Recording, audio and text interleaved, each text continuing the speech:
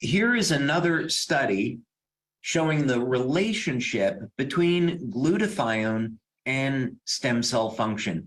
And, there are a number of different diagnostic techniques that can look at things like look at glutathione, look at protein utilization.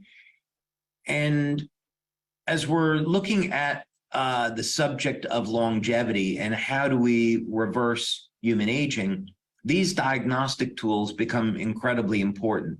So, for example, mTOR.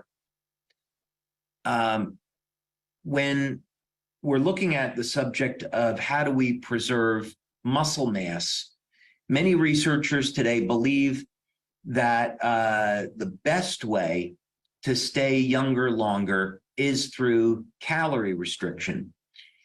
And of course, for many people, that's extremely difficult. And one of the things that's driving this is the subject of mTOR. In other words, the getting enough of the amino acid leucine in the diet to turn on mTOR to induce muscle protein synthesis. And there's certainly diagnostics today where we can look at that, but not over a period of time. So it would be important to distinguish between the acute and chronic stimulation of mTOR in this regard. And I would also argue that this does come back to how well are we managing oxidative and inflammatory stress as a result of metabolism. This is just a very, very long way of saying that maintaining levels of glutathione help to manage the oxidative and inflammatory stress so we can induce mTOR safely relative to aging and keep our muscle mass and strength. So anyway, here is another study that's showing that glutathione levels are required to maintain stem cell function. Again, I really encourage you to take a glutathione supplement or make sure you have a diet that gets enough cysteine in the body. That's really what we want to focus on is the NAC or cysteine. But here's a study saying glutathione is so important that stem cells have to have it for proper function. Is that glutathione is a very simple antioxidant, and the simplicity is what gives it its power, right? It's made of 3 amino acids, and as long as we have those amino acids in our body, then our body has the ability to make glutathione. It's a little bit more complicated than that. But glutathione is so important that it's correlated with how long we live, the health of our body, the way that we heal. Of course, that's connected to stem cell function, the ability to protect our DNA from damage, protect our immune system. And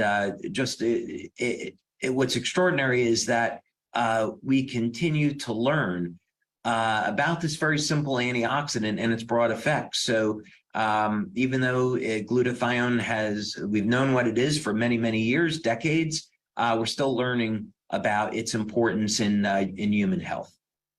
Yeah, so first with diet, people that have a diet that includes dairy products like milk and cheese, eggs, will be getting enough cysteine in their diet. People that have meat will be getting enough cysteine. But of course, people today are looking at things like meat alternatives, which I would strongly not recommend, by the way. I want to take a second to talk about that. There's other people for a variety of reasons that want to be vegans or vegetarians, which is, all fine. But we need to be, all of us need to be, regardless of what diet we have, we need to be thinking about, are we getting all the nutrients we need to optimize health? Not just the minimums, what can we do to optimize health?